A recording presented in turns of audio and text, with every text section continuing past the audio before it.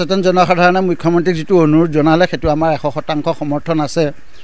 বান্দৰে আচলতে নকৰে কি আমাক অন্যায় সেইটোহে প্ৰশ্ন, কি কৰে সুধিব নালাগে, নকৰে কি আচলতে প্ৰশ্নটো যদি তেনেকৈ সোধে বেছি ভাল হ'ব। বনৰীয়া জন্তুৰ ভিতৰত পৃথিৱীত তেওঁলোক 1 নম্বৰত আছে, বাকী সকলো কেই নম্বৰত আছে নাজানো, তেওঁলোক 1 নম্বৰত আছে আচলতে অন্যায় কৰাৰ ভিতৰত। বাঘ এটা যদি ওচৰতে চাপি যায় সি হয়তো অন্যায় নকৰিব পাৰে, বান্দৰটোৱে এনেই জোকাই থৈ অন্যায় কৰি থৈ গুচি যায়। আপোনালোকে নকৰে কি অন্যায় সেইটো প্ৰথম কথা।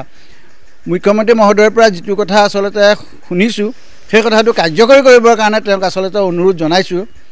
বান্দৰ আৰু মানুহৰ সংঘাত, বান্দৰ আৰু মিয়াৰ যি সংঘাত, এই সংঘাত দুইটাই কমতি নহয়। আচলতে বান্দৰ আৰু মানুহৰ সংঘাত, মানুহ আচলতে জীয়াই থাকিবৰ কাৰণে সমস্যা হ'ব বান্দৰৰ পৰা যদি জন্ম নিয়ন্ত্ৰণ নকৰে।